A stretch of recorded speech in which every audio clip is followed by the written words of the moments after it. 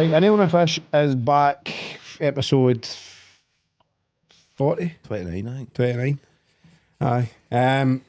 We've replaced Fish tonight because Fish is away doing something that's very close to his heart. He's doing supporting Stop Oil or something like that. No, that's just the Royal Rangers game. So, we've got our good friend Tierney in. So, Tierney, how you doing, mate? Not bad, mate. What's been happening? Not much, mate. Obviously, jumped off the telecoms and went into my personal training. And got into a venture with one of my big pals called Giant Fitness. So we're hopefully going to have a supplement shop up and running by January. Brilliant. Peptides, all your supplements, proteins, all this kind of stuff. So Happy me days. and the big man are hopefully going to have this up and running by January. So it'll blow on my socials and all that. Excellent, eh? Try to get all the social pages up and running now, because Gordon's just not got a clue with socials. He's just a fucking dinosaur, man. So that's up to me, do you know what I mean? But on my personal training journey, just waiting past my practical and all that there. I'm just waiting on my other stuff coming back, and then that'll be me on the thing way to go. So hopefully, again, by January, I'll be up and running with that as well. Are you Brilliant. going to be selling anything for fat people who don't want to work out but want to Aye. lose weight? PT. So, see if you fucking aim I'm at for me, I'm fat going to people. punch you right for that wall. Because someone's want to know. Right, anyway, so I was just thinking, it's good to have you back on, mate. It's good to see you plugging on and doing something you want to do for a change. Aye. But tonight's guest, I'm buzzing for this one because this guy has done something with his life that I've always wanted to do and still want to do. No, Jordan, keep your shite comments to yourself. And it's not wear a mask. Tonight's guest is Lucha DS. I've always wanted to be a wrestler. I've always wanted to wear a mask. I've always wanted to be Rey Mysterio. This is Scotland's answer to Rey Mysterio. Lucha, how are you doing? Good. Am I saying that right? Lucha? Lucha. Short for luchador. That was it. Luchador. Yeah. Thanks for having us on. I've been back and watched a bunch of episodes, and as soon as I seen it was like loads of green up guys, and I was like, oh, cool. Because most of the guests I knew, like Rido and Simmy. I was in school with Simmy, and me and Rido's Wayne's got the same basketball down in Greenock. Quality. So I was. And nobody knows who you are. So there you go. I try and keep a mystery mostly like kind of online, and when I was doing wrestling and stuff, mostly just to have a bit of privacy. And I like to be able to be anonymous after a show and disappear into the crowd and like go and watch the rest of the show. It's amazing. Or even just leave the venue without getting hassled for stuff. Because without having a mask on, like I'm just a normal looking guy. I don't look like a wrestler, so I can disappear into the crowd and people just think I'm ring crew or something. That's class. Like people will ask you to move out of the way and that because they want a signature off somebody else, and you're like, backstage. As much as I want to hammer on this wrestling, because, well, I'm not a big Wayne here, but you're not just wrestling. No. You're a stand-up comedian as well. Allegedly, I've moved it into doing comedy. That was the kind of idea when I started. I was like, I knew I was wrapping wrestling up, and I was like, I'm going to miss having weekends and going and doing stuff and performing.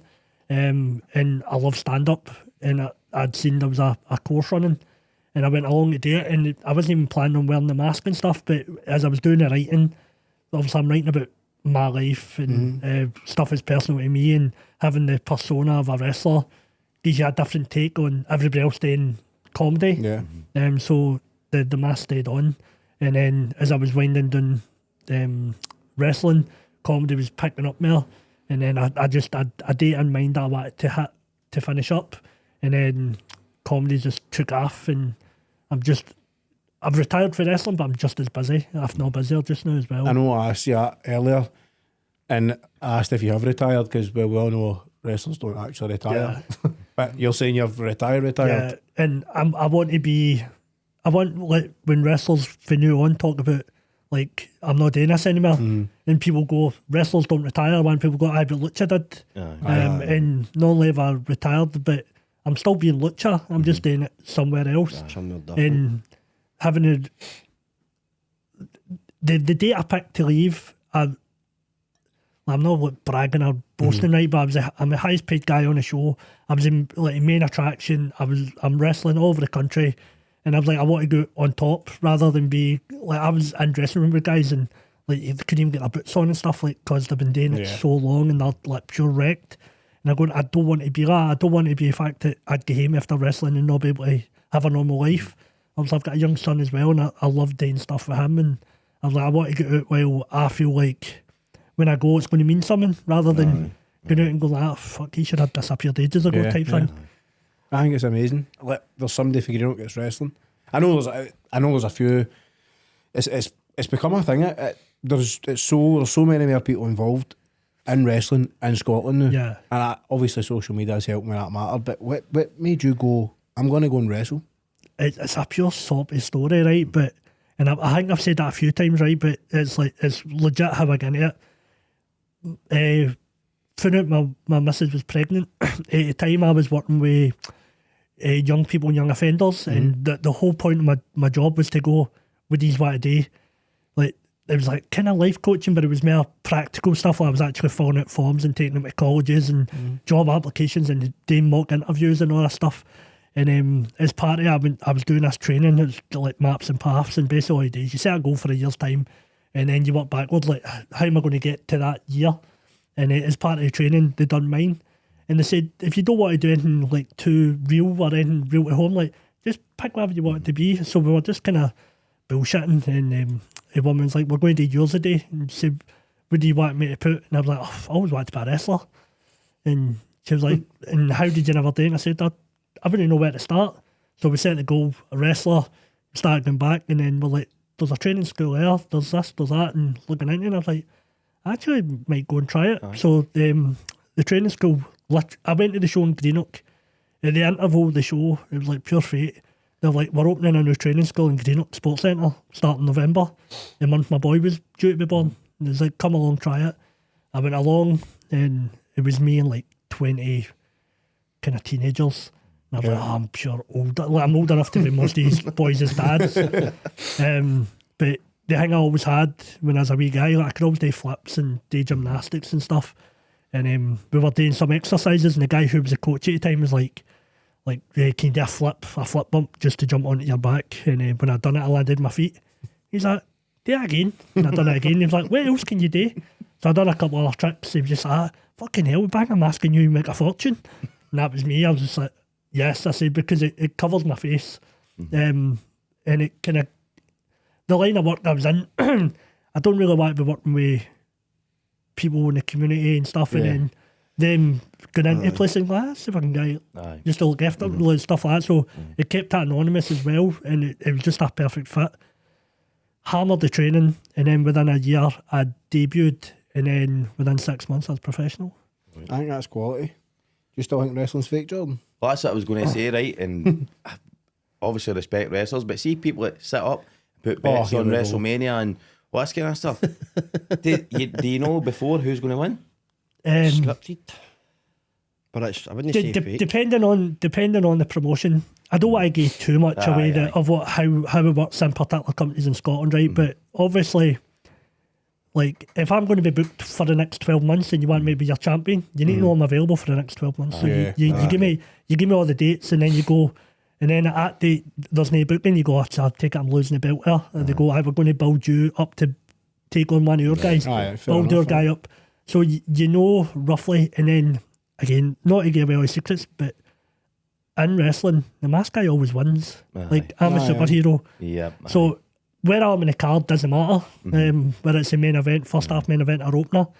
The Waynes come to the show, promoters sell masks. If nobody's going to buy a mask if a mask guy goes in, gets his ass kicked. Like, I never went and really turned up to shows and go like, I won the loss tonight. I just assumed I was actually more shocked when I went in, like, fuck's this, I'm lost tonight. Like, I'd literally be promoters like, who booked this shit? Like, do you not get it? And they're like, no, we need to build this bad guy or whatever. But you've still got to work to lose, ain't you? It's like, that's the thing, you've still got to go in that ring with somebody, and you've still got to put a show on. That's the thing that I took my pleasure in, and my pride is, I love making somebody else look good. Like, and that was what always got me work, because people were like, who can we book to take on like a trainee or like a champion and make them look like a champion? And I always get a shout because I can take moves really well, and my psychology of how I would sell, like, again, don't want to get too into the weeds about it, but like at the start of a match, I would go in and above my head I would have a power bar like a Street Fighter, And as the match went on, I'd go how much damage have I took, and I'd know how far along to how much I sell. So near the end, I'm like, I'm dying, like I'm having to climb up on the ropes and that, and having that kind of psychology of going, where am I in a match and how much damage have I took, always helped to the matches, because people, you wouldn't realise when you're watching it, go, oh, like that was a real battle, he had to really fight to beat that guy. But it was because I'm good at selling the offence to the other people. It's not really demanding on your body as well, though. Yeah. That was the main reason why I was like, it's time to do it. I was doing, the last few months, I was doing like 4 matches a weekend. I was doing like a holiday park in the afternoon, then travelling, doing like a town hall show, and like Dundee, Caithness, Carlisle, travelling about. And then I would do that Friday night, Saturday night, and then the Sunday, I'd go to go to bed, and I was like, I can't get up. My back's killing me. I've maybe took a couple of bumps onto my shoulders or stuff, and I've like, I actually need to roll out of bed to get onto my feet. And then as the day went on, I would feel better and get moving again. But I was like, I can't keep doing this to my body. I'm too old, and I've not got that fucking bounce back that I had when I first started, where I felt I could wrestle every single day, you know. It takes you one bad injury, but doesn't it? And that's true. You can't work, you can't do nothing. So you're talking about how you would always like kind of like nurture people in a sense. Like you hear stories about Brock Lesnar and WWE and all that, and people hated working with him because he was just too rough and all that, wasn't he? Too heavy-handed. Did you come across a lot of people like that as well? There's tons of them. Is that right? There's guys that are wrestling on shows who think it's real, or like that would be me. or will refuse to take one of my moves. Go like, it wouldn't make sense for you to hit me with that move. I'm like, what are you talking about? I better mask, I'm a fucking superhero. See, when you're wrestling, but are you constantly like engaging with each other, talking all the time? Like, it depends on the guys. Like, there's guys that are brilliant who you don't need to talk to. Yeah, there's guys who you're literally like, I've been in with people and you go, fucking grab my wrist, push me off it. It was like a level of comfort as well. And there's guys who you've done it for years with, and for whatever reason there's no chemistry, and it's like fucking 2 rams running into each other, and you're like, this match was shite. And then there's other guys who like you've barely spoke to, and you're like, that was amazing, like we did fluid. But you do get guys that are like, I'm fucking Brock Lesnar and I'll smash you. What I'm thinking, right, because they do all these like kind of white collar boxing events, and I've got a serious dislike for him sitting across me, so I would love to see up the top rope and give him a tombstone right over this off me. I was genuinely going to ask that today. Lucha must know somebody that can get me and you in the ring if it's for charity or anything. I swear, what a pedigree your you face right in the canvas, you man. couldn't wear Speedos, but how? you just couldn't. Saying I wouldn't? How? No. Hairy chest, hairy back. You turn into a link of sausages, man. Honestly, there must be a way we can, because you'll not box me anymore because I'm too good. I'm better. No. Oh, you're I'm the only undefeated fighter in Inverclyde with one fight. And you beat Wally. Facts talk, mate. No, do you think there's any way we could...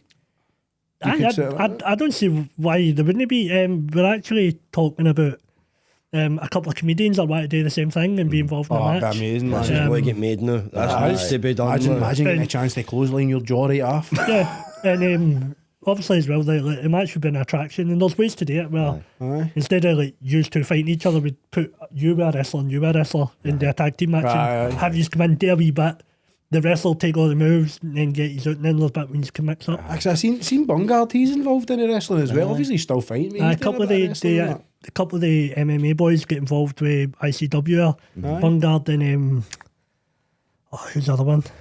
It's classy they're doing it though, because it's like it's a different level of being an athlete, because as you said, it's so heavy. You look after yourself. Do you know how hard that is to go? You've got to train, you've got to look after yourself, plus you've got to put a show on, and then you've got to do all that travelling. Yeah, you just build a ring and all that as well, don't you? Set, you know what I mean? It's like, because I watched the thing on Netflix, I think it was called Wrestlers, I think it was called that, and it was what was that about?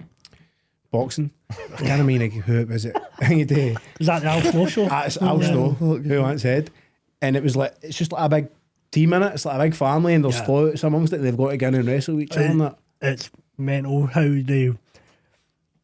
It's hard to describe see just the bond of like 2 people that have wrestled each other. You instantly like a brotherhood, because one, you know you are kayfabe in the crowd. You're putting on a show, but especially with me, like there's so much. I have to put so much trust on guy catching me. All my moves are coming off the top rope, or I'm backflipping into stuff, so I'm not even looking where I'm going. Behind you. And I need to know that you're going to be here, you're going to catch me, you're going to keep me safe. There is a lot of animosity through it, I know, but with a lot of wrestlers and all that, isn't there? Oh, there's like There's proper. a lot of people that are a lot of backstabbing and all that, 'cause I know a few boys that actually did it, and Aye. they've said the same. It's one of the industries, you either love it or you hate it. Do you know what I I mean? think it's the same as any industry, but like even in comedy, there's animosity, but there's a lot of politics as well.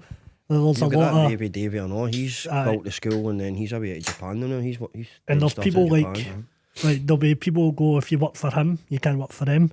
And then other companies have like, if you wrestle somebody who's got a bad name, you can't, like, you can end up finding yourself in a situation where you're not getting used by a couple of companies. Blacklisted and all that because of something. After stuff you don't even know, because it's like historic. Like, because some promoter ripped off a guy years ago.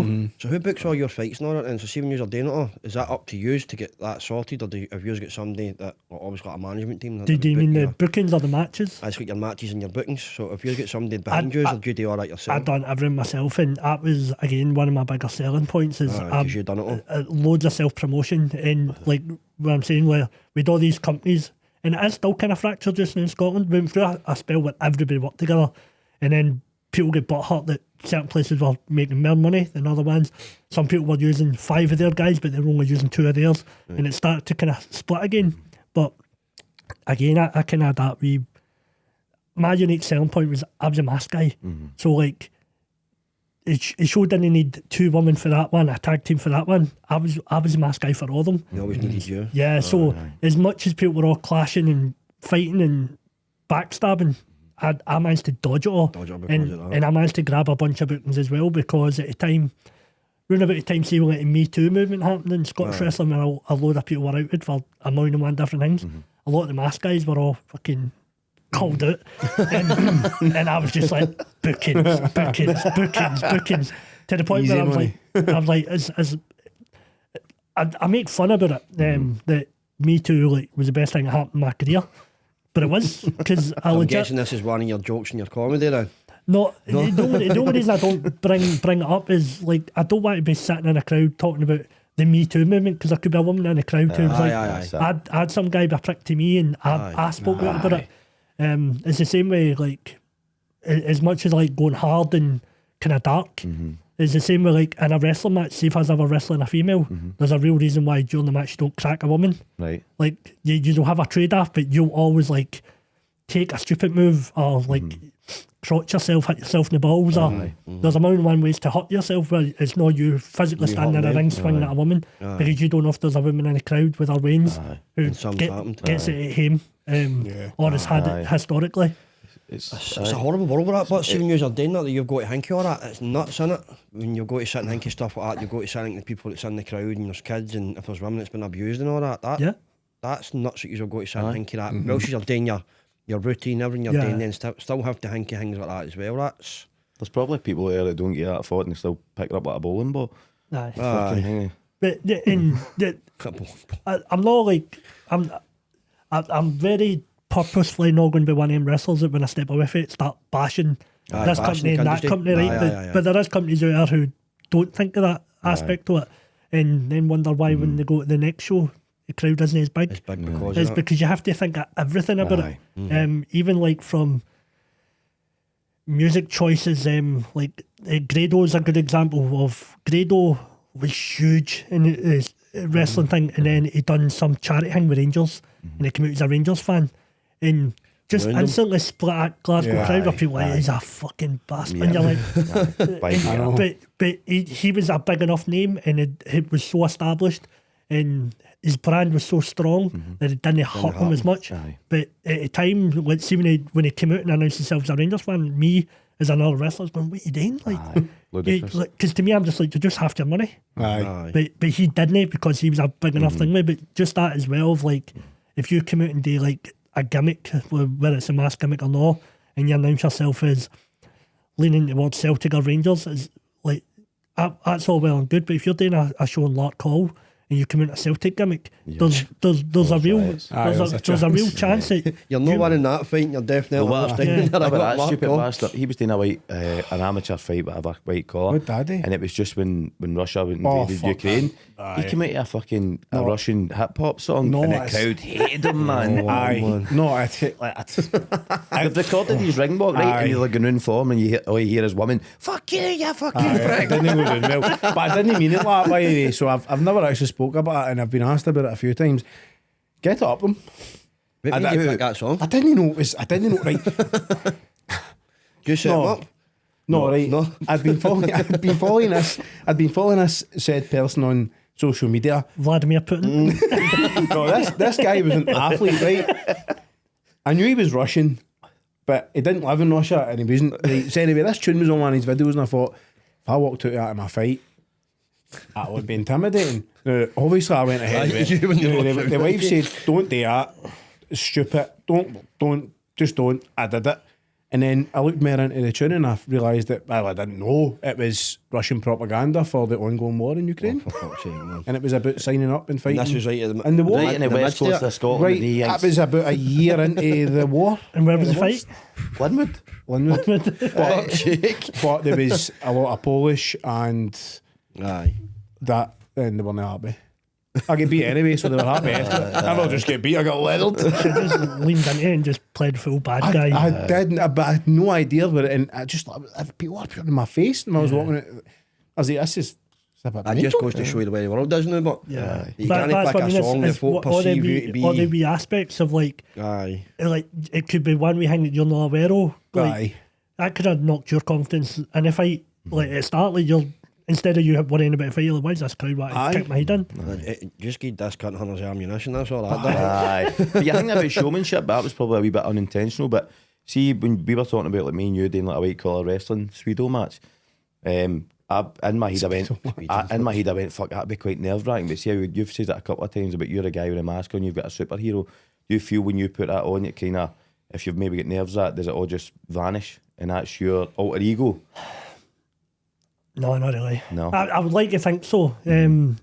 I think comedy proves that right away, because if I wear a mask and go out in front of a wrestling crowd, like, I mean, the second I step through a curtain, it's just a cheer. Yay. Aye.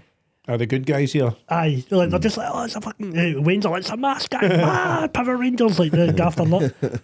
When I walk onto a stage on a comedy show, you feel everybody's arseholes pucking up. They're like, what the fuck is this? Like, nobody's cheering at your appearance. A mask guy, instantly everybody's like, what is this? Like, and I feel I've got more of a hurdle for that, to try and get the first 2 or 3 jokes out to go, oh, you can relax, I'm not just a mad psycho. I'm not here to dent and stupid, I'm here to tell jokes. Aye. So as much as with wrestling, it could have been like, it was a cheat code to get a crowd on your side. Aye. And comedy, I think, has got the opposite effect. Did you have an alter ego though, or were you just you? Did you have something like... I would do bad guy now and again, but usually when I was abroad, they just were like, oh, you're Scottish, you're in England, you're the bad guy. Yep. And I was great. I just went out and hammed it up. Like, just 2 fingers up, spitting, out with a Scotland flag. And then, as it went on, I was like, it's easy to get a crowd to hate you, but I was like, I want the crowd to hate me but laugh. So I'd do loads of slapstick stuff, like, whereas basically every move I went for I would miss. I'd backflip and land like on a ladder, like stuff like that, and like as much as like it gives you a chance an opponent to win, your crowd was like, fucking idiot. Then it was easier to get a crowd to hate you but laugh at you than hate you and actually hate you. I get it. I would have hated the crowd for what they done with that prima nocta, man. See when they 18 hours, they come in and took your first brides for their first night of marriage. Fucking English. You know what? What are you on about? Do you not remember prima nocta? No, I don't remember it, no. I don't think I do, mate. Take a boat off him. Aye. What are you on about? No, Braveheart. did you know what it's I Braveheart? know no? what it is, but how is that? Imagine you're doing it to an English crowd, right, and they're fucking shouting, hating you, and you know that they used to come up here and do things to us. That's it. Oh my God, man. Still 8.6%, but Got a sponsor yet, no? That's what they can They're get. not interested. Something to label off. They're sexually frustrated, they're fucking. They're not one bit interested in us at all. And it's been a good few bottles of that. You're right. But no, I don't remember Prima Nocta, and I don't know how you got into that, but I just went somewhere else, but I hated English people Aye. for a second there. Because he's I looking don't. at Henry Weston and he knows he's not giving him a sponsor. Is that no English? Aye, I'm not drinking that again. hey, let's just say me and Hasby did get a wrestling match. Would you referee it? I did. I'm getting this. You would need somebody. You would need a good referee in there because the referee probably talk these through it. Slow down, like. Oh no, I'm play at the crowd, like take a breather. Do you think you'd be the good guy or the bad guy? Yeah, well, I wouldn't come into Russian music anyway. I know, I wasn't meant to be it. No, I think everybody would boo me, no, but I would win. I would be quite self-sabotaging because I'm pure hard myself, right? And if I look down and it's a good guy and I can see fucking my belly jiggling as I'm coming out, I'm like, they can't be cheering for me. Mate, how do you think I feel? I look back at every fight a day and I'm taking body shots and I can see every bit of my 16 rolls just going. It's just shocking. Like, as somebody said that to me after that last fight, I knew it was a sorry mix. I seen your whole body move around. I'm like, thanks. Your belly button's round your back. I feel a lot better now.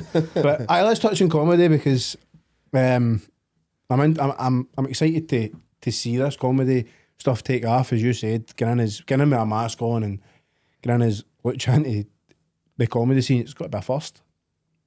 Yeah, I think Definitely so. in Scotland anyway, but it's got Take my hat off to you, man. Jumping for wrestling into something as thing as that as well. The crowds you've got to pull in again, innit? It's a hard crowd to pull in if you're not funny. Yeah. Do you think you could have done it if you hadn't done this in the ring? No. I don't think I would have gave it a thought. Like I, the whole performing and being in front of crowds things. Like when I started wrestling, like I was near the verge of a panic attack before every match. Like before I went out through a curtain, like feeling sick. I wouldn't eat that day. Probably wouldn't sleep the night How long before. did that take for you to get for that stage? See, feeling like that, to being that person that was very comfortable, just walk out there and just knew what he was doing and second nature. Did that take a while, or was it? It was more a. The honest answer is it just got better. It didn't ever fully go because there was always every match always had a different aspect that I would worry about, whether it be my opponent's not particularly experienced, need to worry about, or they've planned a stupid spot in the match involving a ladder, a chair, or me doing a big dive, or it being for like a new promotion. Like so, and my head I always had something that would be like focusing my worry, but the sleeplessness and the eating and the actual panicking wore off maybe about 3 or 4 years in. That long, aye? Yeah, but it was basically, see, once I started going, I'm a wrestler. Like, I'm not just a guy trying to be a wrestler. Like, I've got a gimmick, my gimmick's solid, and I know my moveset, and it kind of ties in with comedy. Like, you need to go out and die on your arse to realise like how to adjust your set and get better and be able to adjust. And that's the same with wrestling. Like, you have a proper bunch of bad matches or have stuff go wrong in your match to go fix it. If a rope breaks, I know what to do, even though half my movesets now disappeared. Or I would be booked for shows at like a social club and you go in there, the ring's built and you're like, I can't stand on a rope. Like, so now 90% of my moves are away, so I'm going to need to do stuff on the flair. And at first, like it'd be like a pure blind panic of like, oh fuck, what am I going to do? And maybe go over a match like a million times before I went out. And then it got to a point where like you were actually looking for stuff to go wrong to just make it a bit more interesting.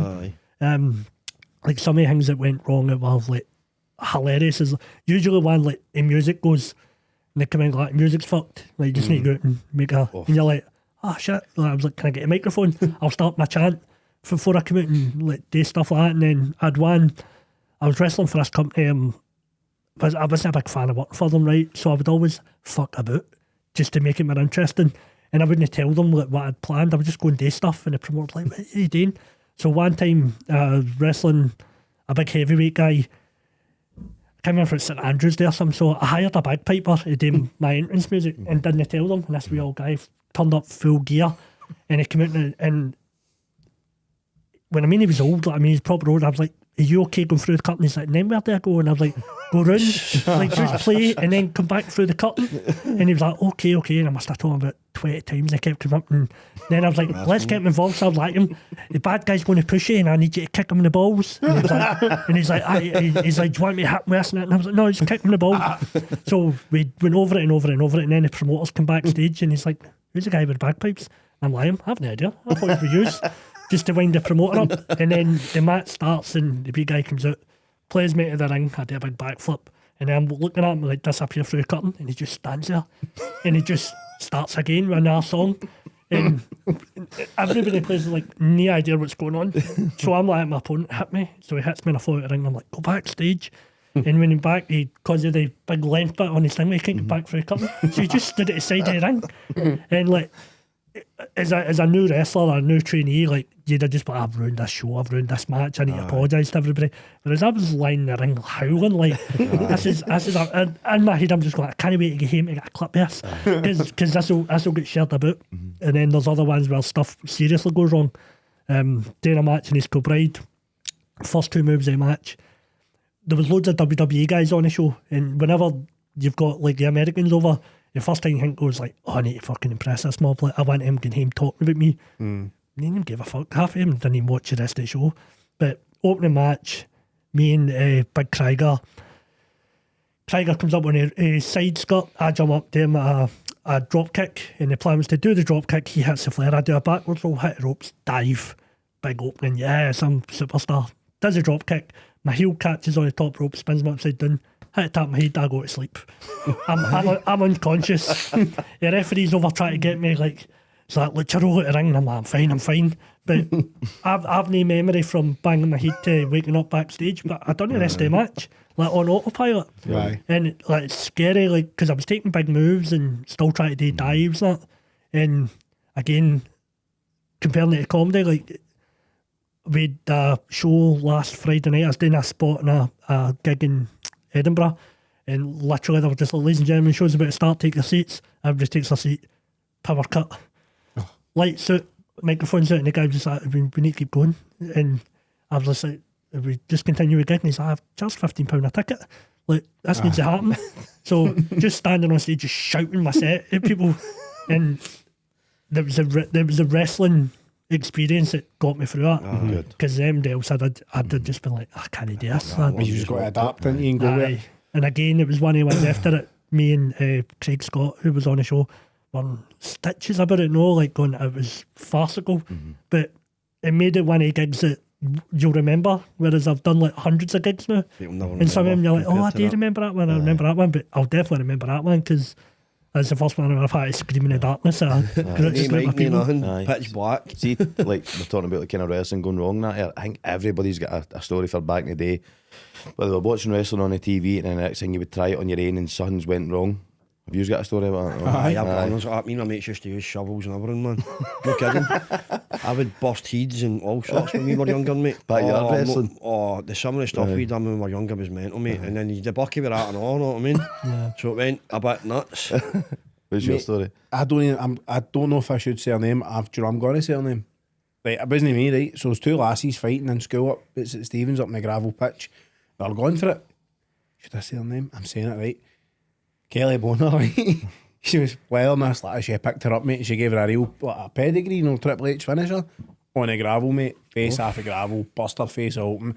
That's when I knew wrestling wasn't fake. Wasn't fake. So obviously I've wanted that moved into us. So I got a big cousin to do it, and I was out cold, it hurt a lot. But that was it stuck with me, by the way. I might have a lot to do with PTSD, when I seen that on that gravel pitch, mate. I was like, oh, that whole place just went off, man. Silent off. That was one of the ones somebody always got hurt, but see, like the pedigree and all that. I know, mate, one of these fucking tombstones. You can't brace yourself. Somebody's. When we were all carrying on down when we were younger, I say we're all drinking bucky, and all my mates will watch this podcast will know what I'm talking about, because we used to date my mate's house, and near his house, maybe 6 big accent and all that.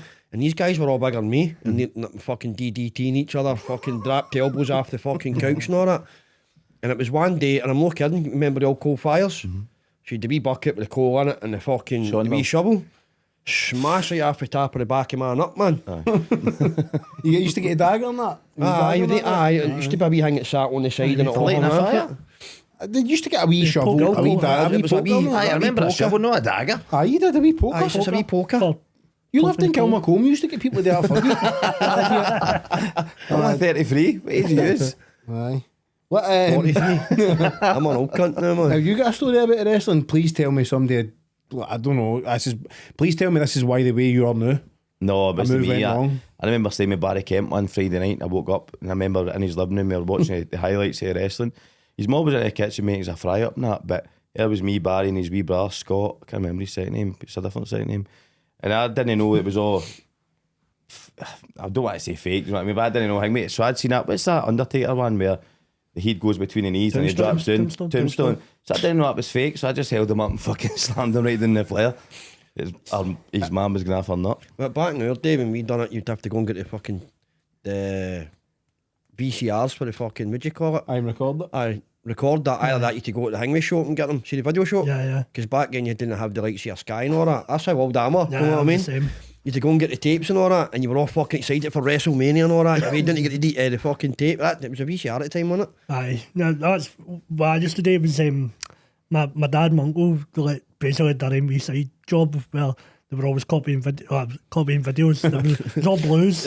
Allegedly. But You need to say that, then man. again, I'd be getting the wrestling videos, and then I'd sell them in high school and stuff. And I used to get a boy used to come out in a Cavalier and we're on the back of the boot. Why did they always I'm not sell kidding, porn? What? Oh, they all sell that, mate. I used to work with a guy, Porno Andy, and that's what he used to sell. And then Andy.com, and that's what he done. He used to have a folder of DVDs, and that's what he used to sell DVDs, but he also the pornos at the side. He just used to leave them out, and by the end of the week, the pornos would be gone. And Mate, all the his wee wee boys jar used would to be jump full about up. with a bag down the tune. And all the wee old boys in the pub, and that's the first thing the old boys would ask for. You any porn? No, remember the wee guy at the bars? Aye, that's it. Down the bars, you Me used and to my do all pal the was up there, time. man. I must have been at 12 and I was like, I wanted to buy a porno, and he sold us out down the road and it was like fucking Judge Dredd or something, man. I was fucking devastated, man. Do you remember the I first was like, time? no. Remember the first time you saw a fanny? Pure shock. What the fuck's that? And a magazine, man. Aye. Out in the bush. I was that weird guy, like guys like, hey, why buy any porn? I'm like, WrestleMania 12. I used to love wrestling. That was my thing. I'd stay up and then go to school the next morning. Even my mum used to think I was in my bed. I'd stay up and watch it, man. And on the old NTL box. That's what we used to do. Love it. Man. Stayed up. Was it 3 in the morning? It used to start now, wasn't it?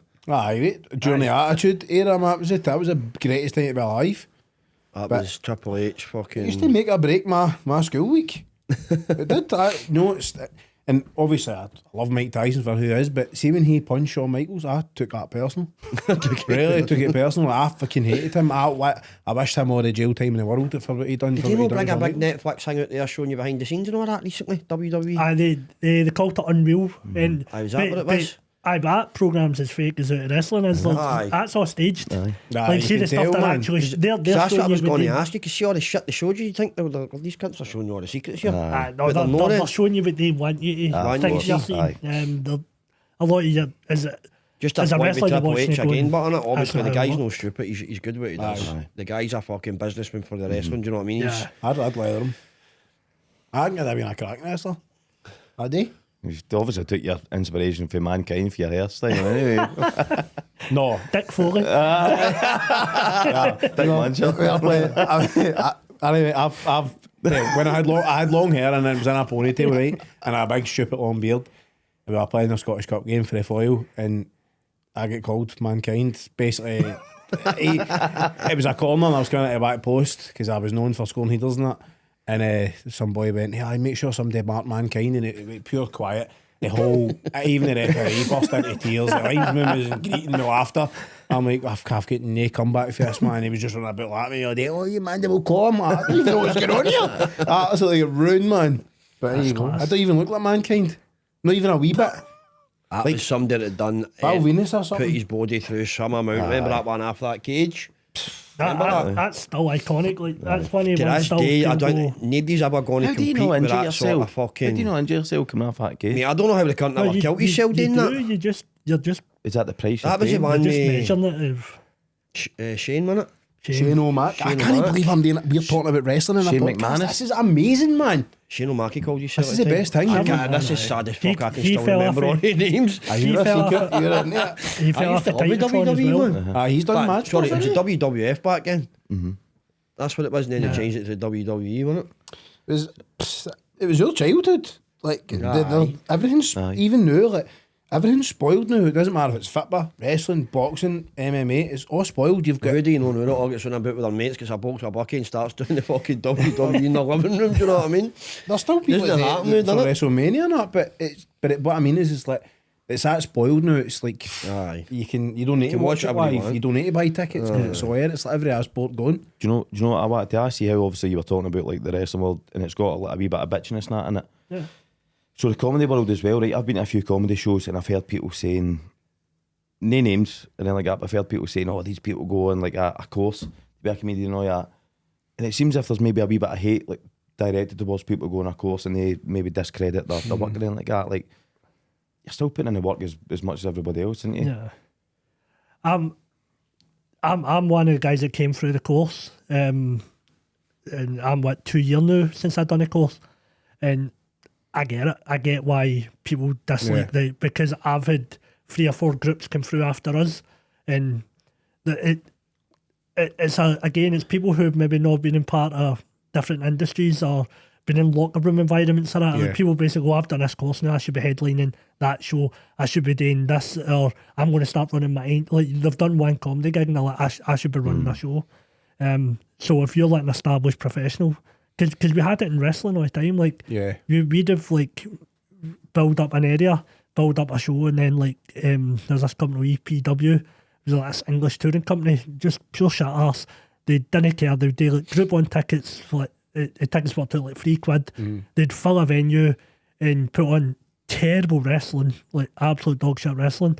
And then when we went back to the area, people were like, no, I took it Wednesday, like it was rotten. And you go, that wasn't us, but people don't see. They just see they don't see the side of initials. wrestling. People just see live wrestling. Aye. And I can get it why people in the comedy industry are like every 6 months we get 20 new people on the scene, kind of causing a bit of ruckus. But again, I think that's more on.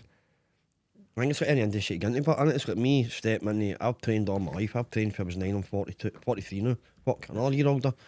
But you know, it's like me stepping in. It's not as if I'm stepping in new, but again, I'm just coming in and I'm already getting all the ones coming online. Oh, he doesn't know what he's talking about. I've had it all my life. Yeah. But the thing is, I'm coming with experience, like many years' experience. Many people I've helped change their life, change their body. Do you know what I mean? But I'm still stepping in the exact same as you're saying. Yeah. A lot of folk don't want me there. See, a lot of people just see the pound signs. They go, if that money that's going your direction could be going in my direction, or just like shit on you, make me look a wee bit better. And that was my thing when I went into comedy. It's like it was more or less I just shut the fuck up, do my set, That's and it, then just stay in your own lane, innit? Yeah. And just fucking go on with your day what you've got to do. and just try and let the comedy like make a name for me rather than me like Aye. doing self-promoting and stuff. Because even the fact that people go like, oh, you're a comedian, to me I'm like, I'm not. I do comedy. I'm a wrestler that does comedy, because it's easy to upset the wrong people in any Well, industry. you know what yourself, it does just take a upset the wrong one. Yeah. It's got a big thing with, Yeah. and they can ruin your full thing for you. Yeah. That's all it takes. Do you know what I mean? It's Because a lot of comedians get their own nights and stuff, don't they? Their own kind of host their own there you nights. go. So We obviously know Dan Connell and that. Do you know what I mean? So we know how all the years Dan Connell's been in the industry. aye. That's a guy that wants to bring folk up in the industry. Do you know what I mean? But as I say, all it takes is somebody with a big, good name in the industry for you to step on their toes, and then it's like, then folks stop booking you because he'll phone, don't want him on the show. Aye. That's what it takes. I can't say anything better about Darren. Like Darren when I first started, like gave me a spot on one of his like early One More Laugh shows. Aye. And even at the time I was like, I don't really think I'm ready. In fact, I think he's done that to me. You do 10 minutes, and I was like, I've only got 8. And he was like, day 8 in. And even I was going like, well, I've really got 5 and 3 kind of dodgy bits. But again, gave me that spot, and then he always checks in, always like. Aye, Dan's amazing. And then really good pal, isn't he? I've done his funny bunch, and I've done another couple of gigs with him, and he pure champions. He champions good folk, and that's you can't say anything. He's better are the than up and coming ones. That's what he does at Blackfriars. We used to go to him at Yeah. Blackfriars and that. And the geezer lot up and coming ones, the opportunity to gun. And he looks after every single one of them, seeing exactly folk are heckler and all that. He makes sure everyone that step up on that stage are good, and the ones that are in the audience make sure they know that they're just up and coming. Do you know what I mean? And he defends them. So you don't want new people come through and fucking annoying him as well, you know what I mean? Because you don't want his nights getting ruined, because his night getting ruined and stopping takes away opportunities for other people to get stage time. And let's say Darren's been class with me, Billy Kirkwood's been class. Ryan Cullen. So Ryan Cullen runs Roast Battle Scotland, which is like the thing I've got right in it, because it's pro wrestling. It's two guys going on the stage calling each other gay, and it's like, and me being a wrestler, like is a perfect. Two guys stepping on the stage calling each other gay. That's something the two of these could do. That'd be class to see two people go up and do a roast battle against each other. Used to, man. No, I just end up I've got you right to your trainers, man. But like, I've got an A-parter. Ryan Cullen gave me tons of opportunities, and Is he Northern Irish? Irish boy, Irish and boy, I'm only 2 years into comedy, and like I've done Roast Battle Manchester, Barcelona, I've done Scotland 8 times, and then tomorrow I'm in London taking on like the number one guy in London, King Grinnell.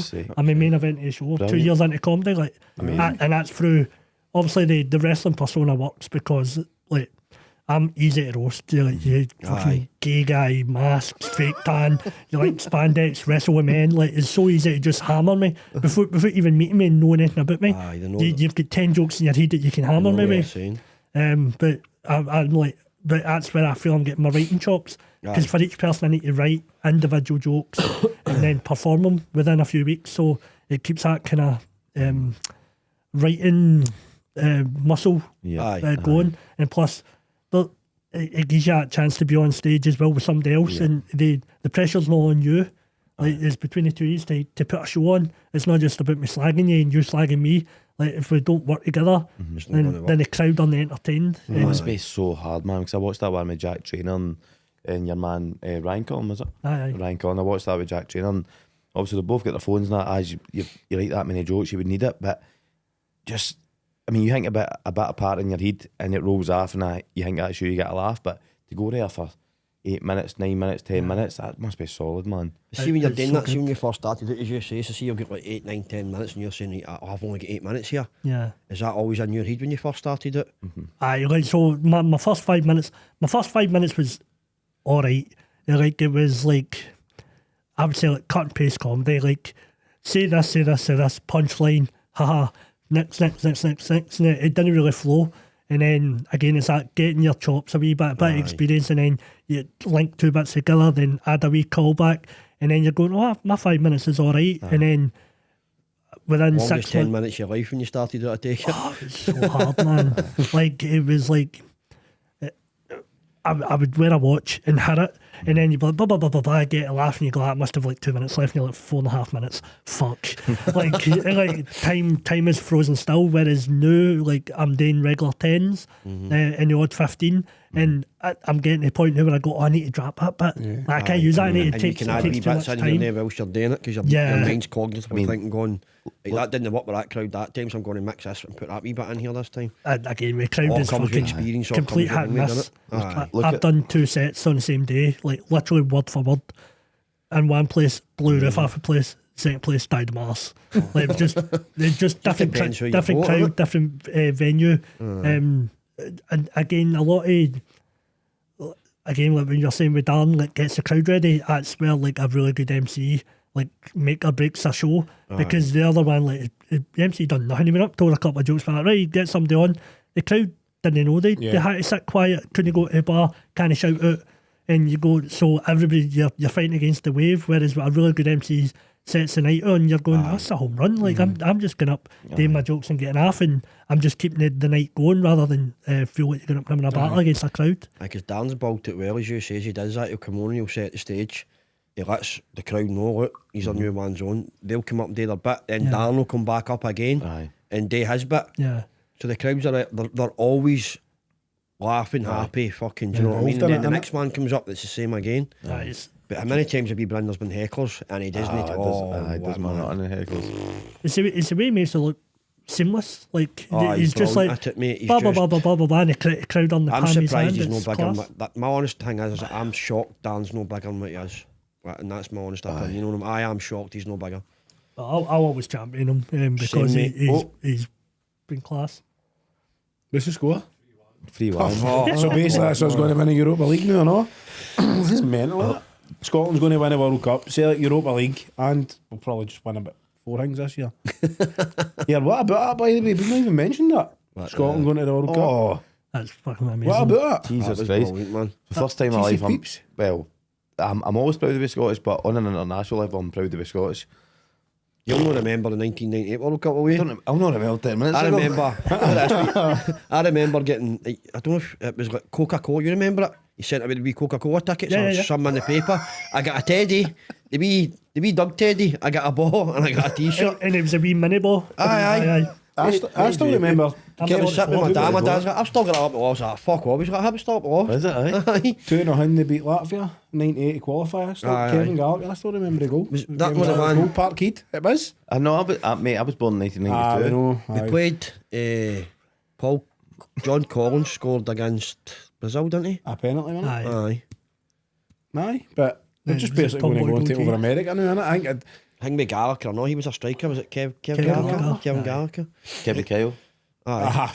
Aye, 2006. It'd have been good if it was. I think it'll be probably one of the best World Cups because it is in America. But See, it'd have been. but you're wanting to go over there and make your mark, but see if we go over there and do the same one we've done the Euros there and just sit back and we don't get any results. But why? playing At the end of the day, Anthony Olsen right you're back, there, aye. right? Aye. And this is, I hope Steve Clark does it. You're there to just go for it. Of See this sit back, you're There. there. He'll play Aye. Tony Olsen right back against every top wing in the world, mate. I love Tony Olsen, but give the guy a break. I think Steve Clark's like so polarising because he's obviously getting the results and he's getting into these tournaments, but he's fit as fucking shit. I don't know. I'm so confused at how because He's a good man manager, right? And Well, if you we've got can some man world-class manage with players so many in there, players, that's right? different. If you can man manage the players he's got, but his tactics are shite, you can tell they're shite. Aye. But he's doing that well with the players. Yeah. They're pulling results out. Do you know what I I mean? don't know how I feel about him. I mean, Don't get me wrong. Look, when See I if- had Kilmarnock, look how Kilmarnock were a fucking force to break me when he was there. Aye, Remember and see when he what I done mean? that speech, he was like, bye Rangers. I fell in love with him. he's like, I don't know. He's like uncle in it. It just ruins everything. But he's your pure hero because Probably like uncle, probably if you're wearing a miniskirt or something, he's probably touching your legs. You know what I mean? Like, I like you, like, get me good Christmas presents, but stop touching my legs. take me World Cup and stop touching it. Scott My only thing with him is McTominay, he's not very charismatic McTominay. in interviews and stuff. No, he isn't. He's got nothing. He's It doesn't inspire you or fire you up. But the team's getting results like Aye. we'll get Mixed sauce. Carousel and Cape Verde or something, and they'll gub us out there. We'll come home. well, like if okay, the Argentina World Cup's already. in Mexico. Aye. I'm a Scottish guy with a Mexican mask. Like, I'm a fucking mascot. Get me out there. I'm waiting to see where the draw is because When does that get done? December? December the 5th. But because the roast battle stuff's been going really well for us, and I've got like a bit, not a following, but people in America kind of know who I am because I've ranked in the top 5 like roast battles of the week, and the guy who runs roast battle Chicago's invited me out to do a roast battle over there, and Josh Means who's basically took over the commissioner of the league said he can get us on the Comedy Store and the Bay Area in San Francisco fucking to brilliant, try and do them on the one week the weekend. I was like, well, I'll wait till World Cup draw Aye. because for on a East Coast draw, like I'll just try and do it Nip here to get a game. and get him to fucking You take don't know me over. Scotland's going to get through in Brazil. no, aye, because they'll only be team down there then. Canada, I'll be up in the stinking hills of Canada, man. Aye, because Canada's the East Coast section, innit? That's what- Mexico's the aye. middle section. So it's So you for want Scotland, the they'll end East up. Coast. They'll take all the fun out of it. Listen. But Disneyland for the World Cup. Listen, Barry, that's what matters. Yeah. I would it, wasn't it? 100%, man. If It's there's like any, Argentina out again. They better bring out a pure tune, man. One that gets us all greeting and that. I would go that. opposite. I would Like I go. was ready to walk out my mum and dad's, but up to my dad's. I'd just come out the gym, so up to my mum and dad's, and I was sitting watching the game, and it went 2 weeks. I went, fuck this, man, in the road. My dad's like, just sit and watch it. So I can't be fucked this shit again. But wait to get up and go down, and then the game just changed. So I'll sit and watch it, man. And then before I knew it was fucking 4-2, do you know what I mean? that means you're a glory chaser. That's shocking. Nobody I was tuned in right for a start. Tell you what, but see if these certain people, and I'm not saying the names, Nathan Evans tries to bring out a Scotland song, when last year he was pictured in a fucking England top. It's got to be Cammy Barnes that gives us an anthem, man. No, you can't be releasing Scotland, bring it home and that when you're shouting. Valentini. Aye. Call him out, get him in the ring, get a charity boxing match with him. Nathan, eh? I'd get Proclaimers, like something proper. Somebody's got to run Wriggle Kid on their Scottish again, they'll cut on that bagger, man. No, I would like Dolly Parton. Why? Dolly Parton. Does she not get a connection to Scotland? No. She's probably done a gig here in like the 60s or something. I've got to say something, I better know. I'm a driving instructor, right? And there's a roundabout up the steps. You would never know, mate. Right, I teach people how to drive trucks and buses, right? So there's a roundabout up the steps. Sleeping pill, man. Dated Dolly Parton. Right, no, but there's a roundabout, right? It's a pyramid roundabout up the steps, and it's got 2 mounds, right? And I've come up to it and see if my students on there really kind of gave me any focus. Not to go right, but I'm going to call this Dolly Parton's roundabout because I get 2 pyramids and the top of the wee nipples look as a thing. So some old guy before me, has called it Dolly Parton's because it's who told you it was a Dolly Parton roundabout? Your instructor when you were doing it. Aye. So that's why she's to write a song for the World Cup. Because I could run a roundabout daily. I'm sure she'll do it for you, mate. Hey, do you know what? Just send her a message. I feel weird getting on about you. I know. Listen, can I just say that still is by the way 8.6%. 2 of them in an hour. Do you know you're doing a pitch and we'll make a I tried one of them. Get us a sponsor. Oh, what draws your ass cheeks together? That's Henry shite. Weston, right? What an absolute superb. I was going to say fragrance, right? Beverage. Brilliant, right? You open it and it's ice cold and that, there's sweat dripping down right off it. 8.6%, it's class. Why should it gives you a 6-pack? Don't ever bring that out again. I'll kill myself. So Lucha, the comedy scene, this is obviously you've retired for wrestling, so the comedy scene is where you're going. Yeah. Is it going to be as intense as wrestling is? Because if you're on the road all the time, are you going to tie it down a bit, or are you going to just go for it? No, it'll be as intense because I throw myself into everything. Like, I always feel there's no point half-arsing stuff. Like, when I wanted to be a wrestler, I worked my ass off to the point where it became an income. Yeah. In comedy, I want to be the same. I don't want to just be one of the guys that comes along, takes part, and they're like, oh, like, he's alright. Like, I want to improve every time, so I'm always listening to my stuff back and, again, rewriting it and kind of doing it to death.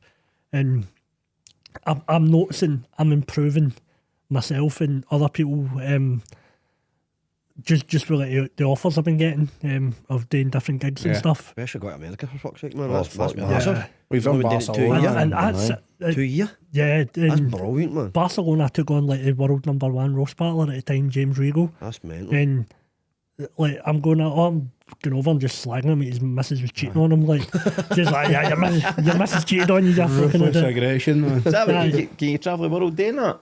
Well, I've done Barcelona, Manchester, and I'm doing London tomorrow, and that's all sake. just after slagging people. That's class. And Then, you These and kind- charging money for it? I'm doing it for free.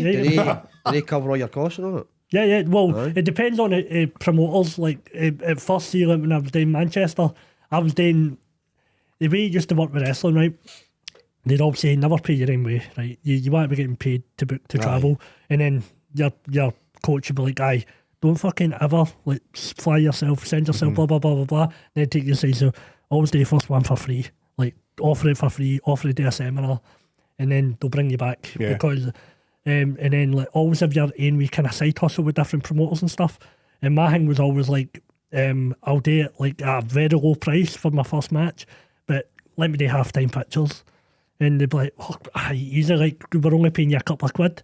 Not realising that I'm going to make fucking 4 or 5 times. Aye, then sell pictures signed. like I'll make more money on that show than anybody else on the card for doing posters and selling masks. Do you have your own merch and photos. all that then as well? Aye. And that was, it ended up going to a point you're like, I'm not a wrestler, I'm a fucking mass salesman. That's So all what you're was- saying is you're too fucked up, so we still be sitting with lucha taps. Well, do you know what I want to ask, right? See if we were all wrestlers now, right? What would be your special move? What would be your finisher?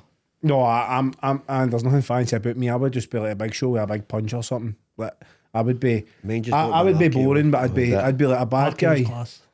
My wee boy just loves it. Aye. My wee boy's in, punches in the balls and tries to RKO you. Aye, 6-year-old. I mean, he but a fucking Randy Orton loves it, kick man. to the head or something, I think that'd be something nasty. But like that just became a fucking total meme. RKO for nowhere. I'd call mine And my wee the. boys took Oh, it you in want a name context for where it? he does it for fucking nowhere. Aye, I'd call mine the vinegar beanbag. Right. See how the Casey used to turn his arse into peel?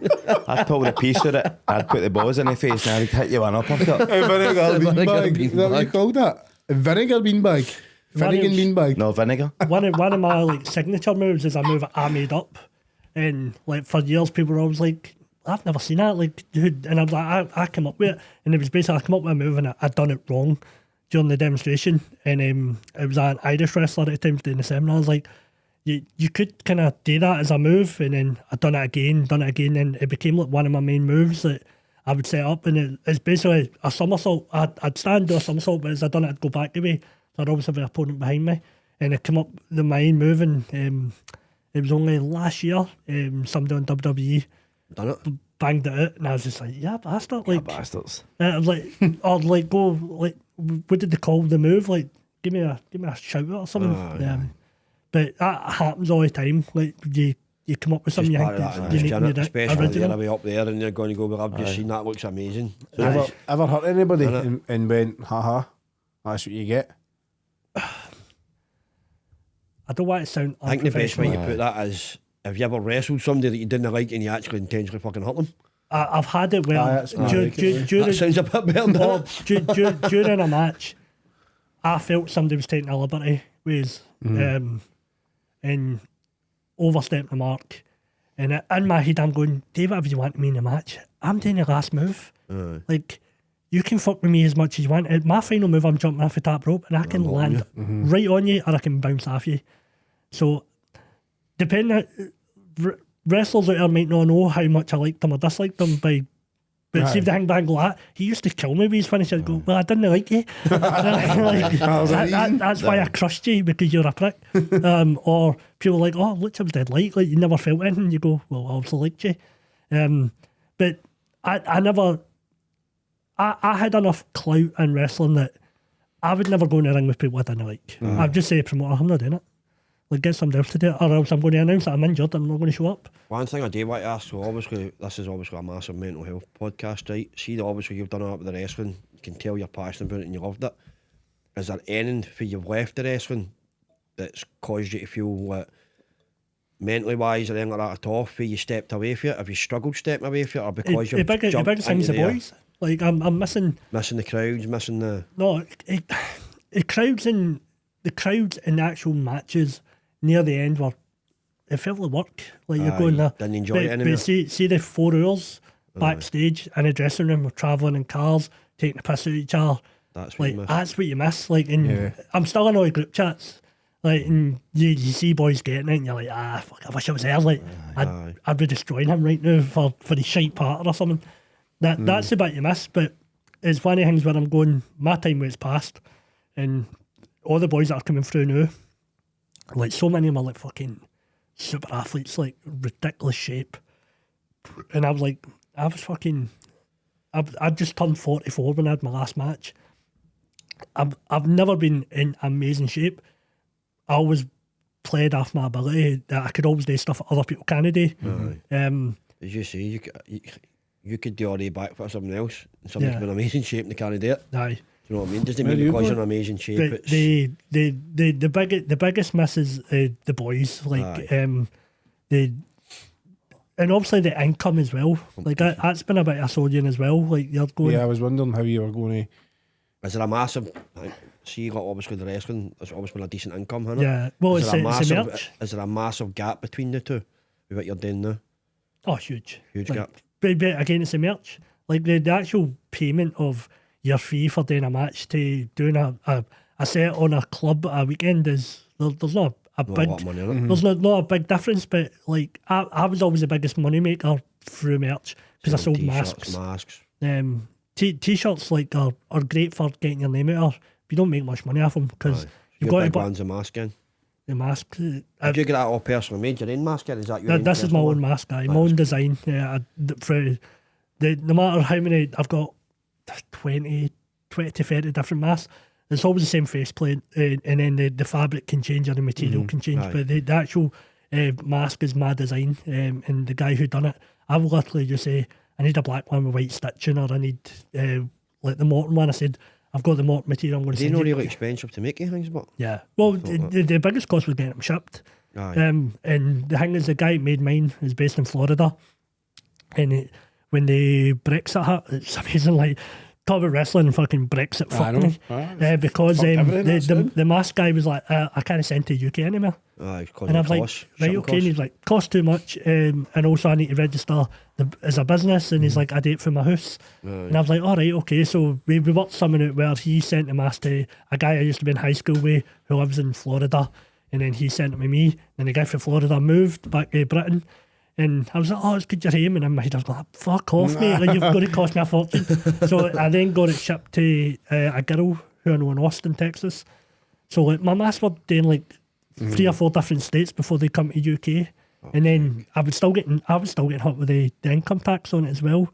Or the import tax. Yeah. Because you have to fill a paperwork out and say what the value of the package is, and if it's over $50, you're then billed for as in every package I got sent was always opened and then retaped, and then there's a bill on it, and then I'd have to get into the post office and pay To get it. 50 to 100 quid to get my package, not including to get them made and stuff. Do you feel like stepping away from wrestling is not a risk, but it's a chance? Because obviously you're comfortable in the comedy, you're probably going to do really well at it. But do you ever feel that? I feel it is when we left the army, we were taking a massive risk on life, and it's just good to hear other people's stories when they do it. Do you feel like you're taking a chance, or do you feel it's natural that's where you're going? Because you say you've retired or not coming back, Yeah. you're done with it. To make that decision, was there a risk involved in it, or were you just naturally saying, I'm done, it's here we go, this is my path? No, I think the biggest thing for it was it was never my main income. I've got a job. Yeah. I've always had a job. I've always had a career. So it was always, to me, it was always like, what's the hobby? Like my actual life hasn't changed dramatically. I still have to go to work. I still have to do the school runs and all that stuff. It's more my weekends, and I'm still filling it with stuff I want to do. And again, as much as I'm saying I'm missing the boys for wrestling, like comedy's more. You're meeting it's more new insular. people now. It's more insular. Like you travel. I travel more myself. I'm not travelling in cars full of folk. I'm going to venues myself, and then maybe on a show with like 4 or 5 other comedians I've never met. So it's always introducing yourself and Networking. yeah, and it's not. It's hard. It's just. I like meeting new people. I find it exciting, but it's also you're sitting going. I always feel I'm having to prove myself that because a lot of time when people meet me for the first time, they're like, "Fuck's this guy?" And I'm very aware that the mask will get me booked. It's a very specific gimmick, and I'm sure though people go like, he wasn't ready for that gig, or he get booked because he's wearing a mask, and I'm fully aware of it. But I also feel that it gives me more ammunition that I need to prove myself that when I do go up, I'm actually funny. And people go, oh no, he was funny. He wasn't just a fucking... He wasn't just here with a a weird mask. looking guy had a gimmick. So see when you turn up to the venue, you just put your mask on just before you go on stage as well. Aye. And then I take it off right after.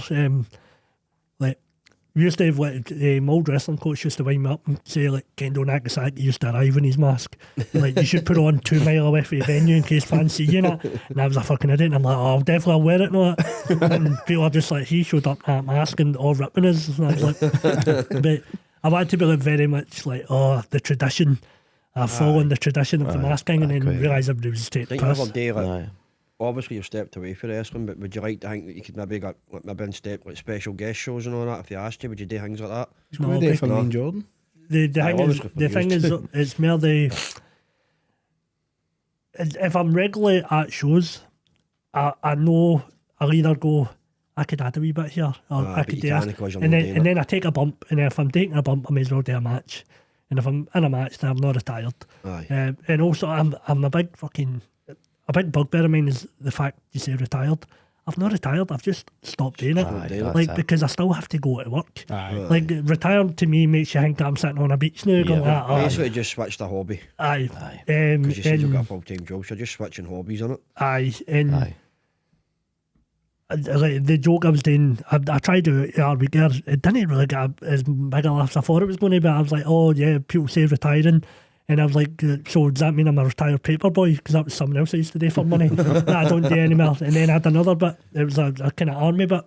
So my best pal was in the army. And we were talking about anything you do over... In wrestling, if you wrestle over 10 years, you're a vet. That's the thing. You're a veteran to the sport. And I'd done a bit where I was going like, to me, I think it's actually an insult to call me a veteran. When I hear the word veteran, I feel it's somebody in camouflage, parachuting behind enemy lines, or a fucking fat guy doing a body splash in Mary Hill. Like, there's two very different things to that word. I'm surprised you didn't say them when he says that last bit there. I know, that's what I was going to say. You need to be careful seeing you're saying like taking a bump in West Coast of Scotland. Can't stay at you. Okay, stay at you. You sure that is we a cider? Okay. Are you saying taking a bump in West Coast of Scotland? Elaborate. Saying, no, when you take a bump in West Coast of Scotland, that's obviously taking a bump of gear or something, isn't it? That's a wrestling term in itself. Aye, so just watch your taking a terminology bump. because people from Blantyre might think you're taking a bump of gear. Where do you see yourself in the comedy world, say, because you're saying 2 years you're flying now, you wrestled for over 10 years, where do you see yourself in the next 5 years, comedy wise? Are you wanting it to be your thing? Are you just wanting it to be a hobby? But I generally don't know. I want to... I'm the same as when I wrestled, I want to feel like if I'm on a show, I'm an asset to the show. Like I'm worth having there. And the same way like when you wrestle, it's all good, crowd will cheer you and get a bit of money, but the biggest and best feedback was always for your peers. Yeah. Like somebody going, mate, you're really actually fucking really good. Like and I like that in comedy. I like when I come off stage at like somebody who I'm a fan of will repeat back one of my jokes and go, quite like that joke, quite like that bit. That's what inspired me to go, I want to actually be known for being funny rather than being a comedian. If that makes sense. In the same way, like, as much as I love being on shows with bigger names and more established names. yeah. Because I get to pick their brain and go, can you get any feedback? In the same way, like, when I done it in wrestling, I done shows where I'd be on shows with guys who I had as a wrestling figure. Like, amazing though, and you'd ask them for feedback. And like, one of my best stories I had was I done a match with Tajiri for Japan, and I had to train with him that day. It was like very important to train with him that day. He fucking beasted us all day, but he also spoke Japanese to me all day. and I'm like, I literally just watched a YouTube video. You speaking perfect English, and I'm speaking to him in English, and he's then speaking in Japanese to the translator, and the translator speaking to me, and the whole time I'm just like, I go, you speak English, you prick, like, fucking, and but he tested me all day, kept it going, and then we had the match. And the second we got backstage after the match, he was like, "You're a very good pro wrestler." And I was like, "Fuck." And he never spoke Japanese to me again. But that's you gained his respect. Yeah, and then like we daft things like follows you on social media, sends you odd messages and again. Like, he sees a match graphic, says that show looks good, and I get he's on a hustle to go. Yeah. Can you get me over? Like, can you get me on the show? But it's that kind of earning the respect to somebody who obviously has done it at a very high level, and that's what I want to do in comedy. I want to be on a show or even have somebody who's a name or established and go, do you know who'd be good for a spot? Get Lucha in. Like, whether it be like a gig where it's more aimed at sports fans, football fans, or thing like. Yeah. Do you think you would get to the stage where you go and headline your own show, like at the likes of the Pavilion or something? Miles away with it. Like, even before that, I wouldn't even think that far ahead in the way. The same like when I wrestled, and when I started wrestling, I never went, I want to be a main event. All I wanted to do was be on a show. And then after being on a show, I wanted to be on a poster. Then after being on a thing where I wanted to wrestling, because that was a big show. And like, I just baby stepped it, and I want to do comedy. I don't want to set myself a goal that either is unachievable or I set it and then by a timeline, and then I get there and I go, oh, I never achieved it. Whereas if you'd have told me 2 years ago I'm getting flew to another country to go and call a guy a pedo, like he didn't WhatsApp every day and get paid for it. Can you say that word now in this country? Speedos. Speedos. I need to see a PDF file now. But if you'd have told me that 2 years ago I'd be doing a completely different industry to the point where like getting flew somewhere to do a show like that. But in your head, right, if you could pick one name within comedy to be their support act for them doing like a big UK worldwide tour, who would it be? Who would? Don't know. I'd always just go with people who I enjoy watching. My favourite when I had nothing to do with wrestling or comedy, I'd go to comedy shows. I'd go and watch Tom Stade, one of my favourites. Getting to work with Darren Connell has been class.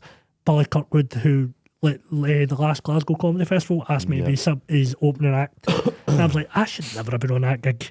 Like, it was a sold out gig, 300 people, light sticks, fucking live music, Saturday How night. did you feel doing that? Absolutely shit myself. but Billy was involved in wrestling. ICW, wasn't he? Yeah, and I'd done wrestling shows with Billy. So when Billy asked me to do it, and I took it as an acknowledgement that he felt I was good enough to do it, and he trusted me as a performer to do it. Whether he actually ranked the material as strong or not, I don't know. But he gave me an opportunity. I took it and I loved it, and then obviously worked because he's booked us a 3 or 4 hour times after it. Confidence though, some as big as that, 300 people straight out there. Yeah, I think that gives you that bit more. He put a message on Instagram after the show saying, yeah, during the Glasgow Comedy Festival, I'd done 3 separate shows with Billy, 3 completely different ones. I'd done a roast battle show where I roasted Hitesh Rathorn and Blackfriars. Me and Billy done a wrestling themed comedy show where we played bad wrestling and done commentary over it. And then I opened up for him for his own show. So I done 3 completely different types of shows during the comedy festival, and he put up, I smashed all of them. And I'm going, that to me means more than Success. ticket sales or Instagram likes, or what I feel a lot of people follow is like vanity projects. Like, just having a respect to somebody in the industry to go, I think you're good enough, is to me was better than anything else. What about we honest John? I bumped into myself the game. He's like, I'm a comedian, and then it was see that one more gong. Yeah. That Darren and Jack Trainer that day. I don't think it was Darren, but then in a clip of him get put up, and within 10 seconds he get hang me daft. OJ? I don't even know OJ is Brendan Shields. I don't even know if he is doing comedy. No, I've not seen I think I was on that one. Are you on that one? I think so, aye. Brendan Shields. Nah, he used to go honest John because he was amount of shite he talked. we went to one and it was ruthless. Oh, fuck. It's a side of comedy that you're like, oh, I feel like to see that. You don't want to be part of it, you don't want to be on that stage, but you want to watch it. To me, it is pro wrestling. Like, if they put everybody through, it's going to take forever to get a winner. So they need somebody to fall on their ass. As you said, the next person's got to be better. You know what I mean? It's just how it is. That was uncomfortable, wasn't it? Is that how they do it? The roast battle, so somebody will go in there and you'll beat him, then you'll get somebody else. The crowd gets 10 sheets of paper. And if more than 5 hold their things up, that's a person gonged up. And they could be halfway through a joke and they go boom. But there was some right good, really brilliant comedy on it, and then the other one you're just like, bad ones. It's a sin because you're just like. No, remember Sean, a guy came up with an English accent and went, yes, I'm from Oxford. Boom, boom, boom, boom, boom, boom. He could have probably been the best guy here, but he ain't got a chance. That's up to him an octa. Yeah, you're meant to get a grace period before you get gonged, but I've seen people get gonged right away. They were saying that they were going to, but nobody wanted them on just because his ancestors shagged my wives. I've never finished a gong. Like, I've never got to the end of a gong. Like, I always get gonged off. The same way in a roast battle. My actual record in roast battle is shite. I think I've won 2 out of 13 or something. But I'm such a good opponent for people. That's why I'm always used. Again, I just treat it pro wrestling. Like, the bad guy in pro wrestling will always lose, but without a bad guy, good guy can't win. Just what you say, but these guys don't even, the minute they know they're getting you, they know what to say, don't they? Aye. So basically, you're to comedy, but I'm at the boxing, just a journeyman then, aye. Just getting put in that ring for people to score. I've done that with a water boy around the country. What? A water boy for you. You've not even cornered me once. You're a full letdown because every time you come to my fights, you get bluttered. You won't let me because before I even come to the ring. Mate, I'll feed you to supper. There's a room, man. Sit up. We've got 5 minutes to wrap it up, but so we'll finish on a couple of positive things. But what I get for you is you know what you want to do for your own sanity, your own clarity, and you chase it. And I think that's class, because I don't think a lot of people do what they want to do. Too many people go where they should go. Like, would they still be wrestling? I'll just keep wrestling, so I'm making money off it and I'm working. But you want to go and do your thing. I think that's class. Is that a kind of message you try and give out with comedy?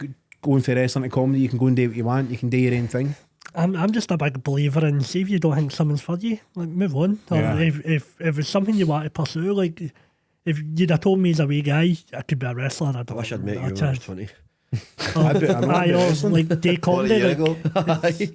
It's two different, completely different worlds. And if you'd have told me 10 years ago I'd been involved in any of them, I'd have been like, no, don't be daft. It's Well, I've definitely got- two different worlds, man. Wrestling and comedy.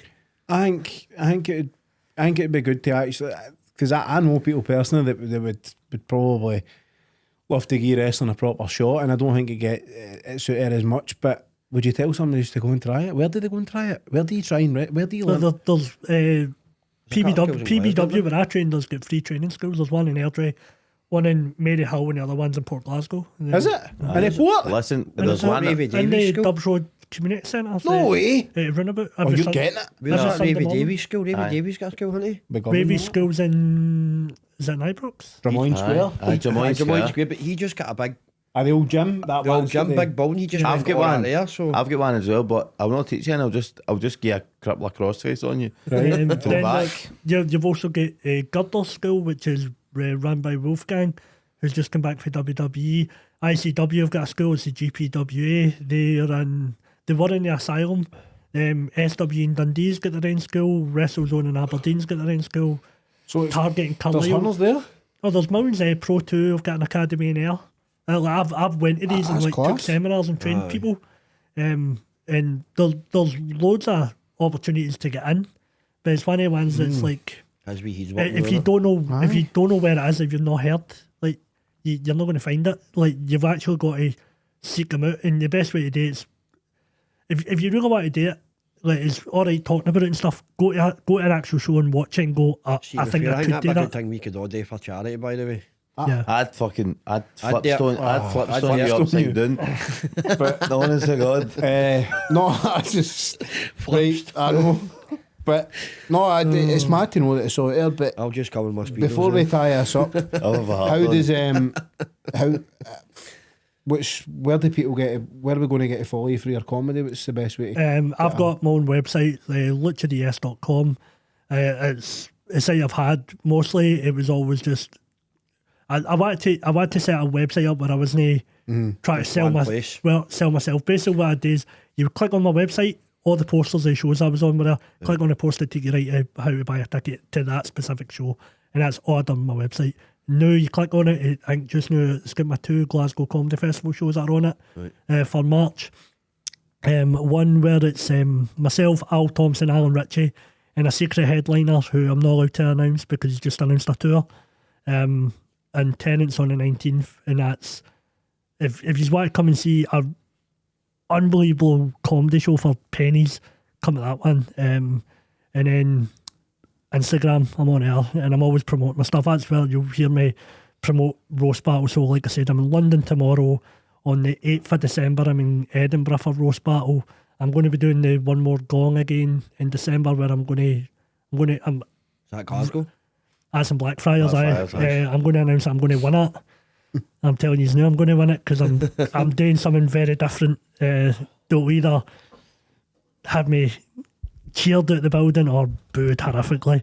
And then again, coming into New Year, new gigs and stuff all get posted up there, as well as like all these venues of their own sites. Yeah. If you want specifically want to see me, click on my page and it'll tell you where I'm going to be. Come up to them dates. Right, do you used to? I just want to No, say. wait a minute. Tierney, do you want to add anything constructive before we give you a mic to this levering mess? Aye, so if anybody that's watching this, just sit and listen to it, Joe, obviously we're sitting talking about obviously massive thing right now, mental health. Yep. Massive. And that's why I asked the question, when you step away from an industry you spent so many years in, you loved it very much, did you struggle to walk away from it? And to see you say, no, I didn't because I stepped into something else, I didn't look at that as a career. I looked at it as a hobby. Yeah. That's actually a good way to look at things. So when people are doing things, how many people fail when they walk away from something? Instead of looking at it in that way, the you says, no, that was just a hobby. Yeah. I switched my hobbies. Do you know what I mean? That is a really, really good way of looking at stepping away from doing. Like, when I played football for all the years and I stepped away from football and you start missing it and you start letting your head go and all that kind of shit.